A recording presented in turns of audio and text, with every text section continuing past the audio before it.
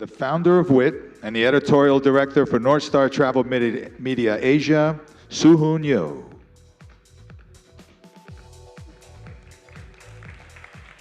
Thank you, and great to be back in Dublin.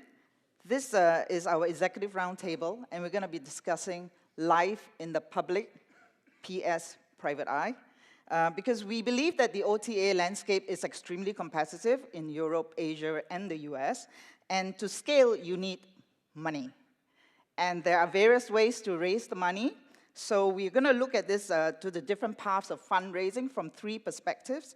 So we got 2 companies who are in the public eye and 1 which has opted for private equity. Please welcome my panelists, Fabio Cannavale, CEO of lastminutegroup.com, Stefan Ekberg, founder and CEO of Travel Start, and Fergal Mooney, CEO of Hostel World. Welcome. Thank you. Welcome, gentlemen. How are you this afternoon? Fine. Good. So we're going to get straight to the heart of the discussion because we have 26 minutes very quickly. So let's talk about, let's start with you, Fabio, because you were the first to go IPO. And you went IPO on April 15th, 2014. You raised $105 million, Yes. Swiss francs. And then after that, you acquired lastminute.com for a song, and then you changed your company's name, right? So why did you choose that route that you took? And what happened to all that money? All that money are still in the bank. Because at the end, we didn't spend a lot to buy Last Minute, and we have a net financial position that basically is the same that after the IPO. So we decided to take this position because we, at the end, we have a lot of managers that are shareholders. And we think that at the end, the market is the way to become to stay independent. At the end, we were the luck in our company. We didn't need a lot of cash to grow. So before the IPO, me and my partner, my co-founder, we had more than 50% of the company, and we still have now about 40%. Okay. And so at the end, we had two solutions, either to sell to any, let's say, other industrial player, that it means the end of the company, or to a private equity, but at the end, they wanted to manage the company. So being in the market, at the end, we still have, with the management, the majority of the company. So it's a way to have an exit for our employee, to have a perceived value of the shares. And a lot of employees could sell some shares at the IPO, and so they got some money. So it's interesting that you said going public was the best way to stay independent, and then you still retain 40% of the company. So I moved to Stefan in the middle, and Stefan, you were to me like pretty much the last of the independents. I mean, you ran your business for 18 years. Everybody looked up to you and say, hey, this guy is, a rebel, right? He's nuts, yeah. But then you decided last year to raise private equity. You took in $40 million from Amadeus Capital Ventures. So was that price worth the loss of your independence? No, I don't look at it like that at all. I mean, for us, it was, it was a completely different thing. So, we've been doing it for not 18, but 16 years. And, you come to a stage in your life, in your evolution, where you say, you know what? Are we really growing? Are we really doing the best that we can here? And the answer was no. And so I felt that we needed more input. We needed to be more challenged. And we needed to find the right partners for that. So basically, we came at road's end and said, what do we do? Do we sell the company or do we raise money? And so, and it was with these 2 questions that we went to the market and started to, look what was out there. And of course, if you want to raise money and continue to be in the game, then everything is about who do you partner with. So, it's really, I always like to say that, it's like, do you want to be single for the rest of your life, or do you want to get married, Right, okay. So the partner is more important than the money that you took. I mean, was there any company that offered you more, but you went for the other partner because you felt it was the right person? Yeah. Okay, all right. So Fergal, I mean, Hostel World, you were founded in 1999, and then you raised private equity twice, Right? Is that right? Well, yes, in the sense that we had 2 rounds of private equity investors. It wasn't investment in the business, and we're probably unusual in the online travel space in the sense that this is a business that was built with less than €1 million of investment ever into the business. We were founded in 1999, profitable 2002, and have consistently returned cash to shareholders in the form of dividends since then. And the challenge is that shareholders are greedy, right? So dividends is one thing, cash return, but then they always want to say, okay, well, can we get a better return and sell shares as well? So our first private equity investment was 2004, where some of partners bought 30% of the company, but again from existing shareholders rather than investment into the business. Then 2009, we had a further private equity firm who bought a majority stake, so effectively bought out the first private equity firm and all of the other existing shareholders. So all of that was liquidity for shareholders rather than investment in the business. So let's fast forward to last November, and Yep. you did an IPO and you raised £180 million. Yeah. Right. So why did you then choose to go public instead of going for that third private equity? Well, I mean, look, I suppose why we chose to do anything at all is because private equity investors look for an exit, and they typically operate on a 4 to 5 year cycle, and then they want a return on it. And from that perspective, I know a lot of people think that public markets are hard, and they are, but private equity is not easy. And I think quite often with private equity firms, they're investing for a fixed period of time, and they're running an investment to maximize the return within that fixed period of time, rather than looking at how you grow and maximize the business over the medium or longer term. Okay. And having been through 2 rounds of that, I kind of said, look, let's go to the public markets, and that probably brings back a little bit of autonomy to the management team to say, how can we look at developing a strategy for the longer term of the business without being focused on the next kind of fixed term exit for the So now that the three of you have raised your funds, so I asked you to send me images about how you felt about the state of market that you're in now, and what your shareholders get when they buy into you or what. So let's have the first slide from Fabio. I think that was so I asked them to send me a slide that represented what they felt was the state of the market that they saw right now. And Fabio, is that you behind or ahead? I think it's not important if you are behind or ahead. The important is that we are a lean company. At the end, a demonstration of that, we bought last minute, 1st March of last year, and in 6 months we integrated the platform. Now we run all the businesses, only one platform for flights, hotels, and packages. Okay. So at the end, we compete with giants, especially in Europe is Booking, Expedia, and a little bit more bigger than us, Dreams. So we are the 4th largest group in OTA in Europe, and what we need to have is to be lean. We have a very small, let's say, management team that is managing the company since 12 years, and we have to be lean and speed. Okay, so prudent with how you're spending the money that you've raised. Okay, so let's go to the next one, which is, I think, Stefan. I think that's is that you diving or? Well, no. So, I mean, what we want to show with this stupid picture here was that I often feel like we're swimming among all these sharks, and it's just like Fabio says, we're amongst a lot of big competitors in our space all the time, but we have to use that carefully as well. And I think the good thing with sharks is that apparently they go blind when they bite. So we were sort of trying to find a way to use that advantage as they go blind. Yeah. Okay, so Phil, that's the next slide is yours. Yeah, I suppose this is really just, highlighting one of the things that we're very focused on, and I think conscious of the fact that quite often when we talk about hostels, people don't fully understand the hostel product, and even our core millennial customer audience, quite often when they're booking their travel, hostels aren't top of mind. So we've got an awareness issue that we need to address, and also a perception issue, because I think people sometimes think of hostels as they were 30 years ago in terms of the not-for-profit hostels, cheap and nasty.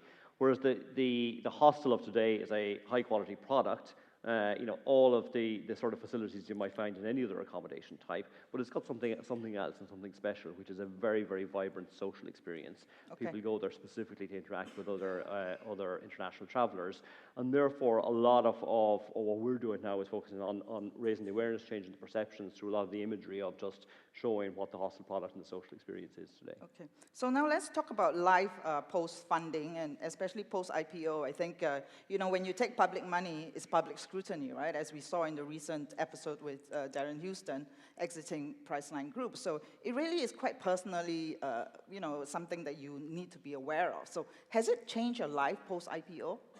How have you? No, not at all. I think we, fortunately, and this is the reason why I did the IPO, I am board member, shareholder of a public company in another sector since 15 years, so I know very well how the market works. We prepare our company about 2 years, 3 years ahead, having a professional board, having all the annual report, all this kind of stuff.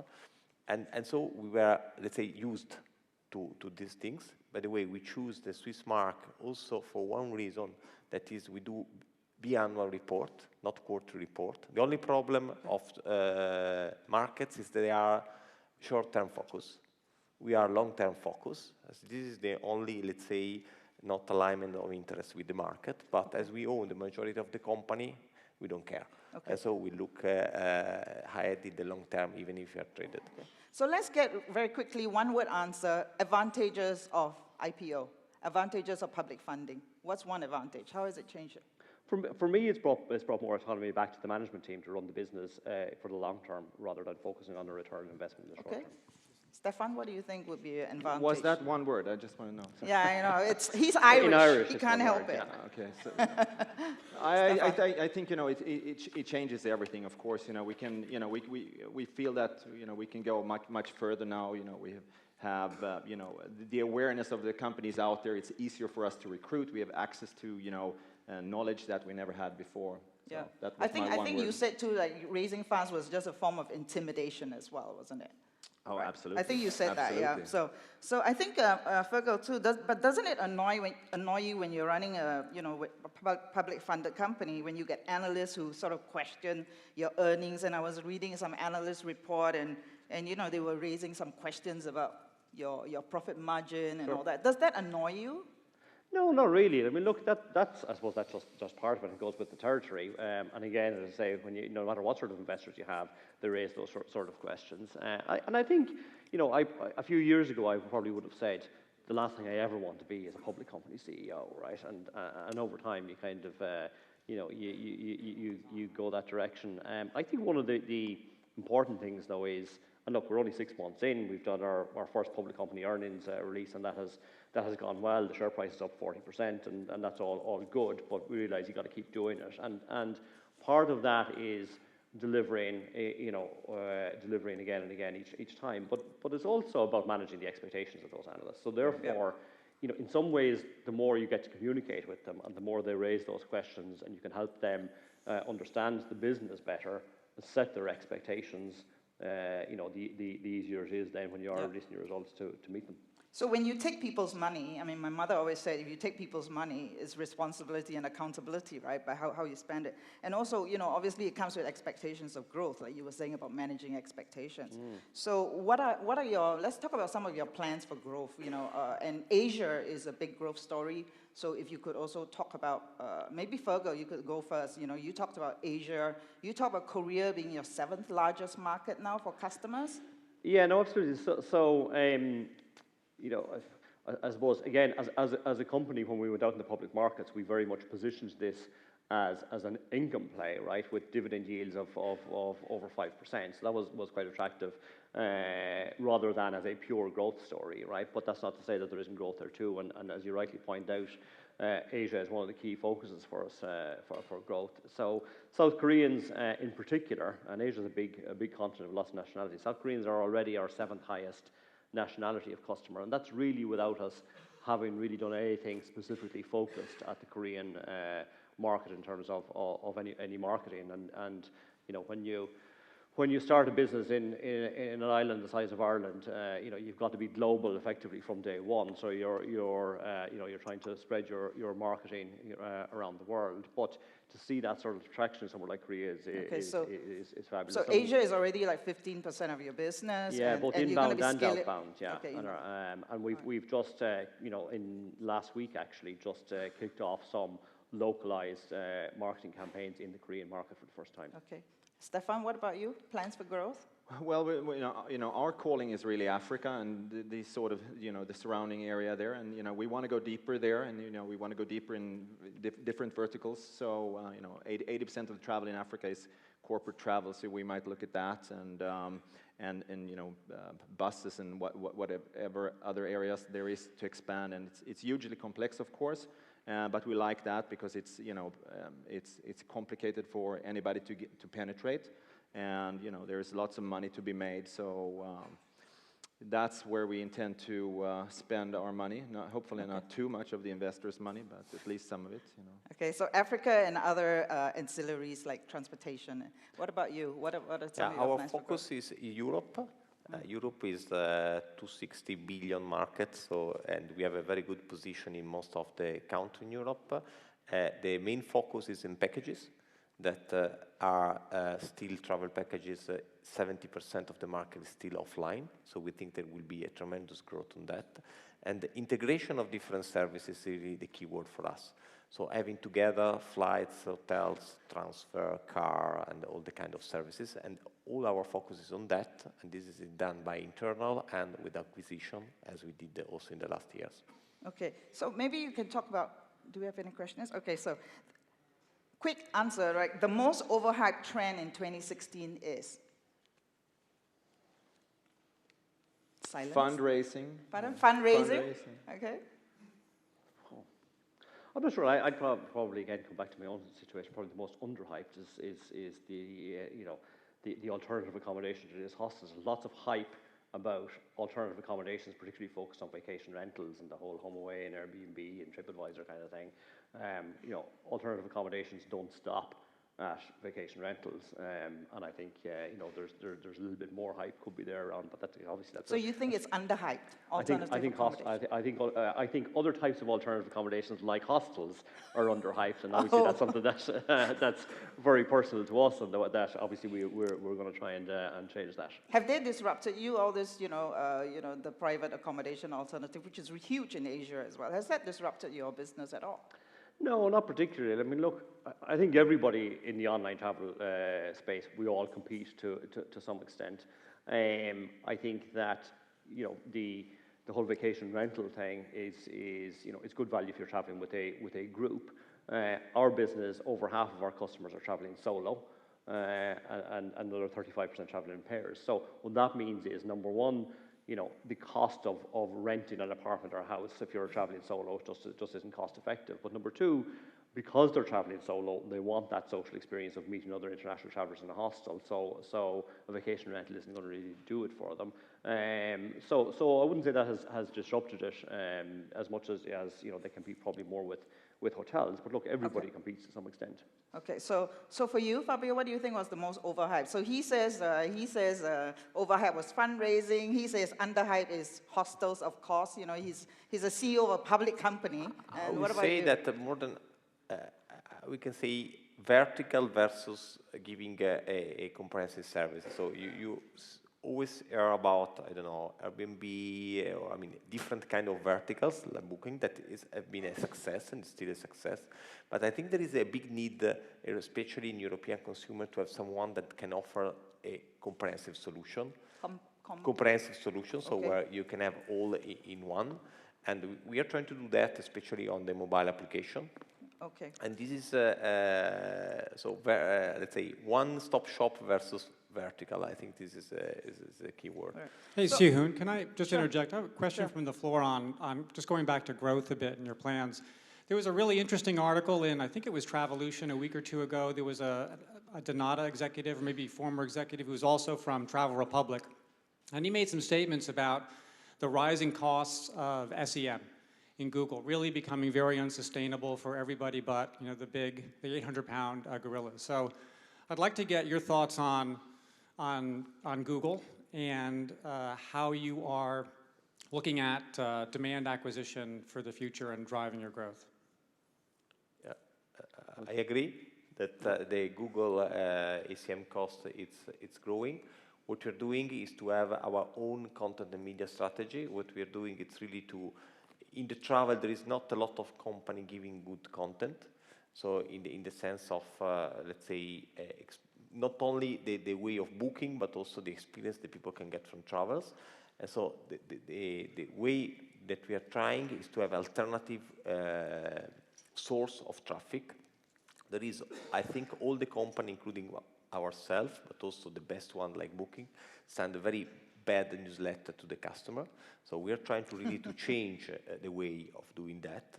And having a direct relationship with the customer is a way that you can have a brand even outside Google that is not, I agree, not sustainable for growth. Yeah, so I mean, of course, everybody's completely, drunk on, Google traffic and Meta traffic and whatever, and to a certain degree, that is important, and you have to find alternative ways of getting that traffic without having to pay for it. But at the end of the day, they will still probably find you through Google. So I think, and what we spend a lot of time with is thinking, okay, so what are people going to do in the future? And so what I love to do is hanging out with, young, talented guys, and we ran across this one company the other day, and they actually get all their bookings from bots. Can you believe it? And I mean, I was blown away. I've heard about these bots, but, and that's how they aggregate bookings. And so I think, we really need to think outside of this, need to think, what's going to happen in 3 years from now, right? It's like Joachim said the other day, if we go back 10 years and look what we did 10 years ago and where we are now, we couldn't probably believe that. And you just fast forward another 10 years, we'll all be disintermediated if we don't do something radical. So that's what we spend a lot of time thinking about, and yeah, we find that very exciting. Okay. Sorry. I mean, look, I think with us as well, and I mean, Google, for anyone in the travel business, is something that year after year people keep talking about Google and increasing costs and so on. I think that it's something that you've got to keep on top of and keep adapting to it. Having said that, some of the changes that we've made in our business is that up until about 18 months ago, all of our marketing investment was going into paid search, and what that meant was we were really only engaging with people who are aware of hostels and actually searching for hostels. We've changed that now. We're doing a lot more in brand advertising, and some of that is kind of, it's TV, it's outdoor, so on, but a lot of it's through other digital channels online. And what we've seen is good results from that. We're probably fortunate in that 58% of our bookings come through non-paid channels, which is good. But what we've also seen is the impact of some of the brand marketing in changing the mix of paid search. So people are now searching more for the brand term, which is a lower cost click. We're getting some good efficiencies from that, as well as putting some technology behind it. So we have 3 minutes. We're going to wrap up really quickly. So obviously you got money now. You want to buy stuff. What's one sector that you will want to invest in now?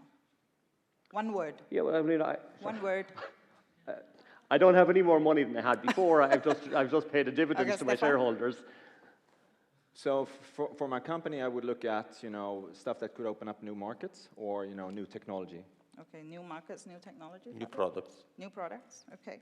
So finally, I asked you two for an image that you see your company looking like in 3 years from now. So let's go to the next slide. The slide, okay, so that's Fabio, and he's thinking about a holiday yourself, right? That's you 3 years from now. Yeah, exceed our customer. Be always, we say, in the mind of our customer. I think next year will be in the pocket with a smartphone where you can have everything all the time. We want to serve the customer only with the application, and in the future will be not even more smartphone, but will be probably glasses or hairphone or whatever. Okay, the next slide. Okay. Yeah, Stefan. so That's Tetra Stefan. Pak's success was that they took a formula that worked pretty well in the Western world and implemented that in Africa and some parts in Asia, and became incredibly successful in that. And by that, they not only made a lot of money, but they also changed the world for and the lives for a lot of people, increased life expectancy and all that kind of stuff. So we sort of tend to think that we have a higher than, life, a bigger than life, goal with what we do. Excellent. Fergal, you have the last word. I don't have an image, but I think like, how I see the future is as we begin to raise the awareness of the quality of the hostel experience, that all my fellow panelists here will be booking hostels rather than anything else. Okay, thank you. So on that note, please join me in thanking my panelists, Fabio Cannavale, Stefan Ekberg, and Fergal Moon. Thank you. Thank you. Thank you. Thank